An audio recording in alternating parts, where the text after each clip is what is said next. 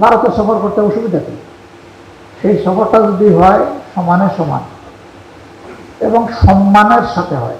বিরোধী দলীয় নেতা ও বাংলাদেশ জামায়াতে ইসলামীর আমির ডাক্তার শফিকুর রহমান বলেছেন, প্রধানমন্ত্রী তারেক রহমান চাইলে বিশ্বের যে কোনো দেশ সফর করতে পারেন। ভারতের সঙ্গে সম্পর্কের ক্ষেত্রেও কোনো অসুবিধা নেই, তবে সেই সম্পর্ক হতে হবে সমতা, সমমর্যাদা ও বন্ধুত্বের ভিত্তিতে। আমার প্রতিবেশী দেশ, সেখানে আমি সফর করবো না কেন? সারা দুনিয়া আমি সফর করতে পারলে ভারতও সফর করবে, কিন্তু সেখানে হতে হবে with mutual respect and equity. পারস্পরিক শ্রদ্ধা থাকতে হবে আর সমতা থাকতে হবে। শুক্রবার রাজশাহী জেলা পরিষদ মিলনায়তনে রাজশাহী মহানগর জামায়াতের সম্মেলনের প্রধান অতিথির বক্তব্যে তিনি এসব কথা বলেন। ডাক্তার শফিকুর রহমান বলেন, বাংলাদেশের মানুষ আর কারো আধিপত্যবাদ মেনে নেবে না। ভারতের সঙ্গে বন্ধুত্বপূর্ণ ও সমমর্যাদার সম্পর্কই জনগণের প্রত্যাশা। এটার ভিত্তিতে হ্যান্ডেল করতে যদি পারেন 100 বার যাবো, আরো 12 বার জানাবো, অসুবিধা নেই। তিনি আরও বলেন, প্রধানমন্ত্রী একই সঙ্গে সরকার ও দলের প্রধান।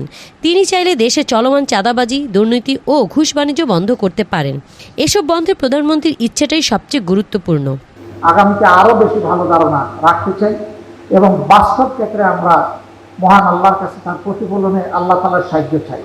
আগামী স্থানীয় নির্বাচনে নেতাকর্মীদের জনগণের পাশে দাঁড়িয়ে ভোটাধিকার নিশ্চিত করার আহ্বান জানান জামায়াত আমির।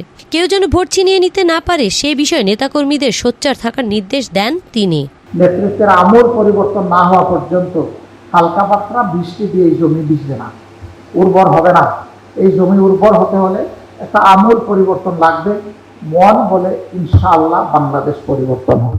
সাপ্তাহিক বাংলা গেজেট, নিউজ ডেস্ক। সঙ্গী হতে পারলাম কিনা এটা হলো প্রশ্ন।